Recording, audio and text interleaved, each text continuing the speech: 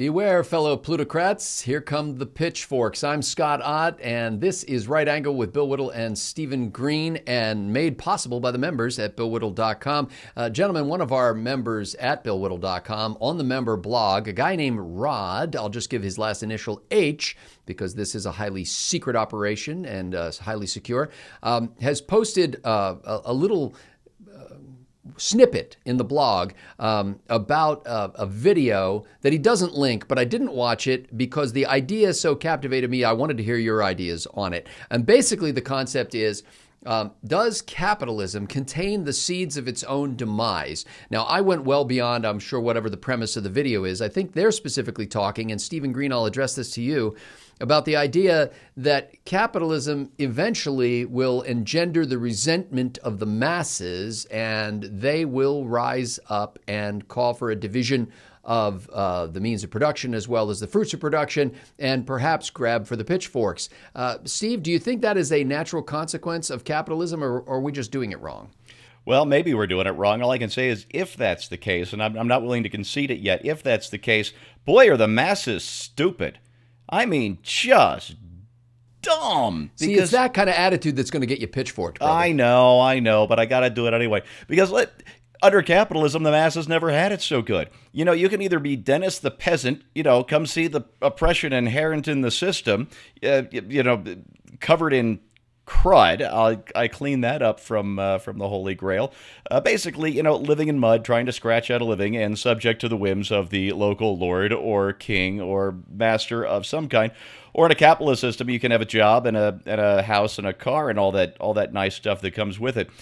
So if you want to go back to being Dennis the peasant, please grab that pitchfork, and pretty soon your local commissar will be in charge instead of whoever your employer is, and you can forget any chance of starting your own business or any of the other things that I think we maybe take for granted in a capitalist system. There's another version of this though that doesn't involve politics, and I think it may be a little closer to the truth. And I can't remember who this was. It was probably one of the more dismal conservative philosophers like Hume or one of those guys.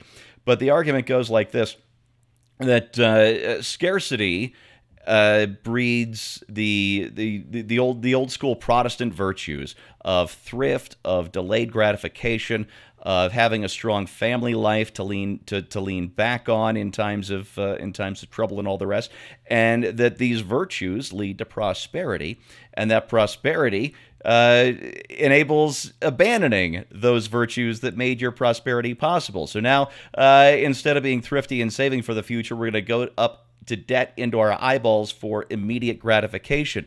Families become more disposable. I'm going to have 2-3 wives and, kids here, there, and the other place and all the rest. And the moral foundation that made capitalism work is now missing, and the rug gets pulled out from under that prosperity. And I think this one may be truer to human nature. In any case, the Constitution, I think, was an attempt, even if this wasn't a primary motive of it, but the Constitution was an attempt to keep the government, the federal government, restricted enough to make that kind of thing impossible. But of course, we've been very clever in how we've subverted that fine document over the years. Bill, clearly there are a lot of politicians at this point, especially some running for president, who believe we've gotten to an inflection point when it comes to the economic system that has been predominant in this country. They seem to think that the capitalism, or at least capitalism as it has come to be experienced here in the United States, is holding the seeds of its own destruction, and that people are ripe and ready for a different, more what is the word I'm looking for? Lazy. No, the more equal distribution of goods. Bill, I wonder whether some of the conservatives who are knee-jerk defenders of whatever big corporations do in this country on the grounds that free markets should be free and business should be able to pursue its aims.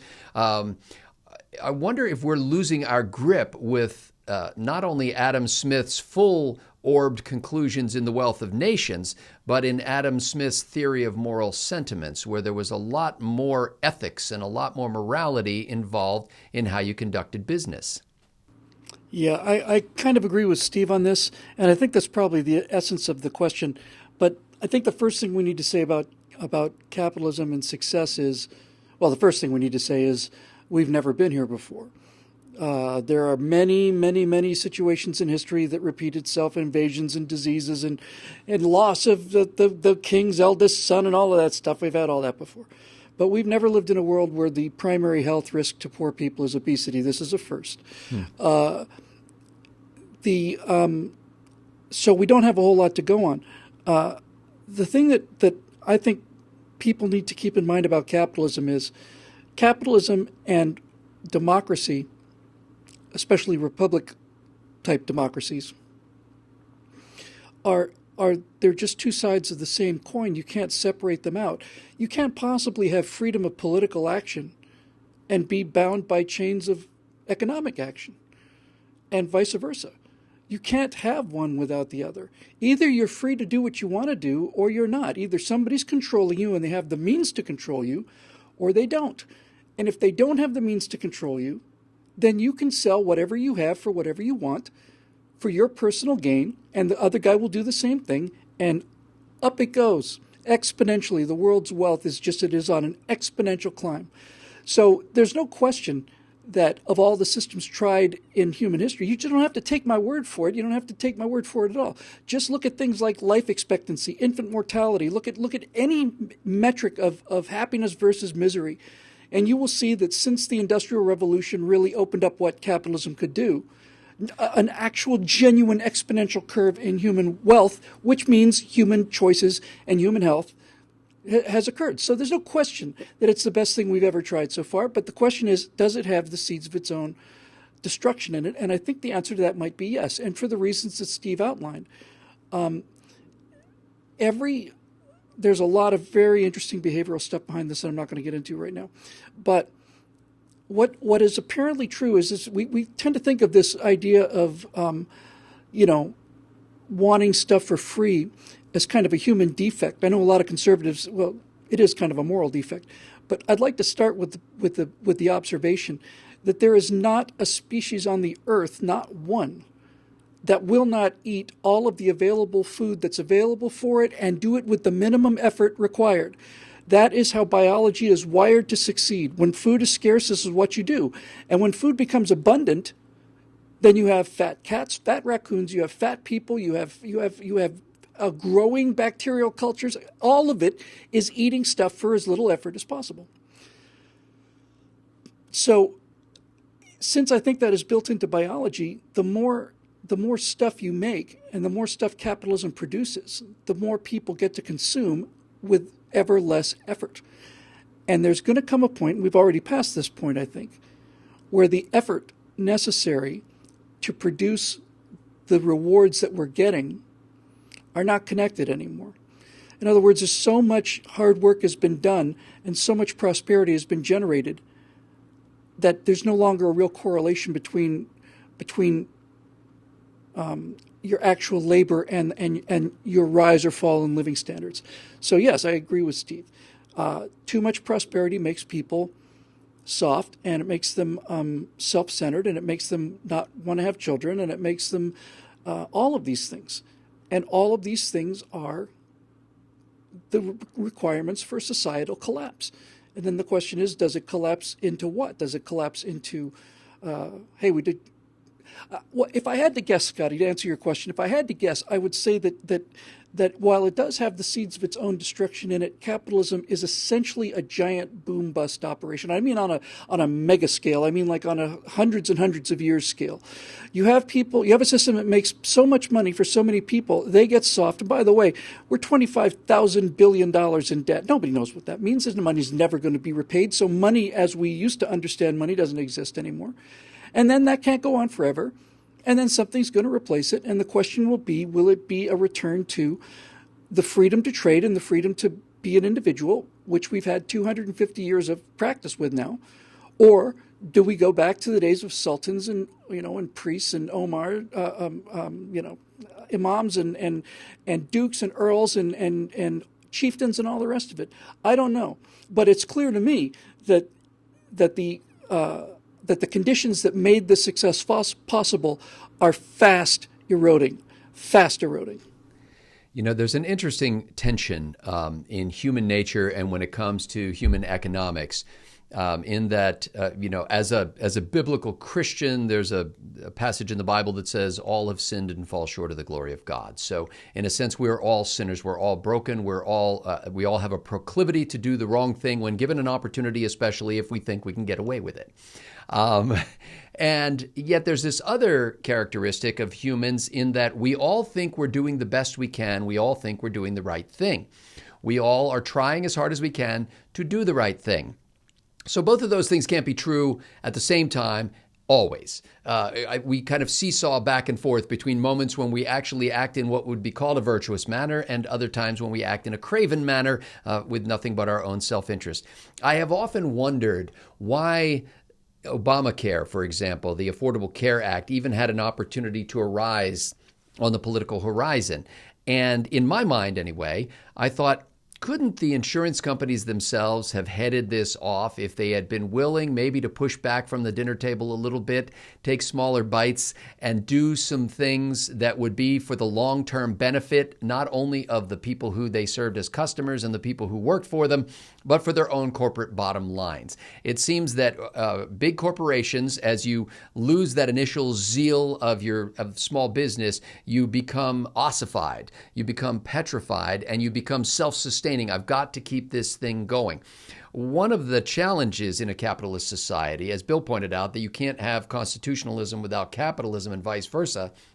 One of the challenges is that the capitalism part can kill the constitutional part if you let it get out of control. And the constitutional part can kill the capitalist part if you let that get out of control.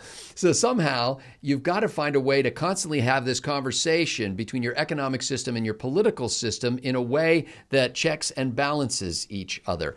When a company starts to take its own preservation and the preservation of its executives more seriously than the needs of its customers, which made it a great company in the first place. And then they link up with politicians and they say, you know what, we need a little protection from competition here. Why don't you apply some tariffs, or why don't you create some regulations, or why don't you do something to make sure that this great service that we've created can continue ad infinitum? They lose the impetus of creativity. They lose frankly, the salesmanship that it took to get them where they are, and they try to squelch competition through force of government rather than to excel by their own performance. As long as we can continue to bubble up young companies from beneath, as long as new people can still come up and have a great idea that can take down Apple, that can take down Google, then you can continue to have a capitalist system. The soil gets tilled every season or so, and it stays fresh. What we need to worry about is the nexus between big corporations and big politicians who would squelch competition and keep that from happening. And I'll leave you with this. I was imagining while Steve was talking, imagine if there was a professional golf league where the players themselves got to make the rules about how things happened in this league. And little by little, they decide, well, I like playing golf and I like making money and I want to do this for a long time. You know what's restricting my ability to make more money in golf? It's these young guys who come up who are stronger and can drive the ball further and have had all the benefit of our years of experience. You know, I don't think that every young guy who wants to play on the PGA Tour should be allowed to. I think, frankly, there ought to be an age restriction. I don't think you should really be allowed to play professional golf until you're at least, 35, 45 years old, maybe 55. And you would create something that would continue to be called golf. But it's not really golf, because you've cut off the roots. You've killed the long-term prospects of the sport. And that's what can happen to capitalism if we're not careful. And that's what can happen to constitutionalism if we're not careful. And it takes persistent vigilance by every individual to prevent that from happening. For Bill Whittle and Stephen Green, I'm Scott Ott. Thanks to the members at BillWhittle.com for making Right Angle possible.